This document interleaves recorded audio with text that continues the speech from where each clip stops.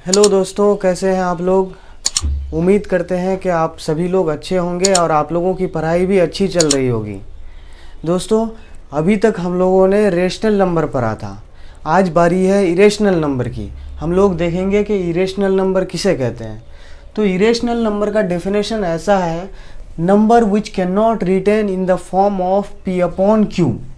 ऐसे नंबर जिसको हम लोग p अपॉन क्यू के फॉर्म में नहीं लिख सकते हैं, उसको हम लोग इरेशनल नंबर कहते हैं। जहाँ पे p एंड q कोई इंटीजर्स है और q जीरो नहीं हो सकता है, उस तरह के नंबर को हम लोग इरेशनल नंबर कहेंगे। जैसे देखिए, रेशनल नंबर किसे कहते थे। रेशनल नंबर कहते थे कि जिसको हम लोग p अपॉन क्यू के फॉर्म में लिख सकते हैं। ऐसे नंबर जिसको हम लोग p अपॉन क्यू के फॉर्म में लिख सकते थे, उसको हम लोग इरेशनल नंबर कहते थे। जैसे इसका एग्जाम्पल के तौर पे मान लीजिए 1 अपॉन 2 ले लीजिए, या फिर 3 अपॉन 5 ले लीजिए, 126 अपॉन 133 ले लीजिए, कुछ भी ले लीजिए। ये सब नंबर 4 ले लीजिए, 4 चूँकि इसके नीचे कुछ नहीं है तो 1 है, ये भी रेशनल नंबर है। ये सब रेशनल नंबर थे।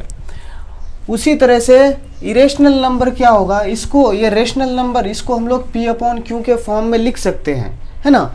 आगे देखिए, इरेशनल नंबर किसे कहते हैं। इरेशनल नंबर जिसको हम लोग p अपॉन क्यू के फॉर्म में नहीं लिख सकते हैं, उसको इरेशनल नंबर कहते हैं। जैसे एग्जाम्पल के तौर पे आप कोई भी ऐसा स्क्वायर रूट, ऐसे नंबर्स का स्क्वायर रूट लीजिए जिसका परफेक्ट स्क्वायर नहीं हो। जैसे √2, इसका परफेक्ट स्क्वायर नहीं है √2 का, तो √2 अगर ले लेंगे तो ये इरेशनल नंबर हो जाएगा। और एग्जांपल में लीजिए √3, ये भी क्या है, ये भी एक इरेशनल नंबर है। √5 ले लीजिए,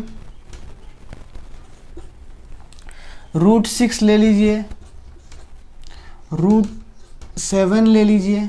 ये सब क्या है, ये सब इरेशनल नंबर है।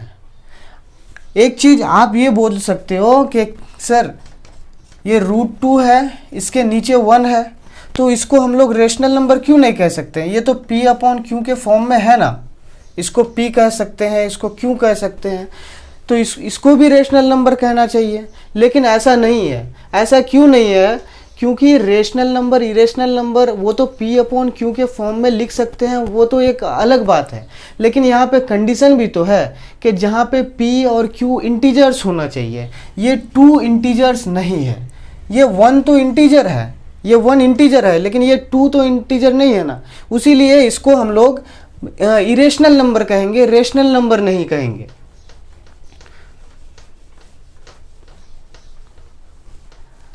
इसमें और एक एग्जाम्पल आता है पाई।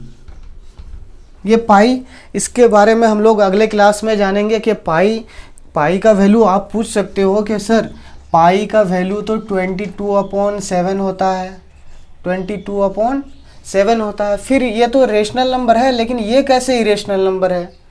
तो इसका एग्जैक्ट वैल्यू ये नहीं है, ये अप्रोक्स वैल्यू है। इसको मान लिया गया है कि ये इतना पाई का वैल्यू इतना होगा, ये एग्जैक्ट वैल्यू नहीं है। उसीलिए ये पाई क्या हो जाएगा, ये पाई इरेशनल नंबर,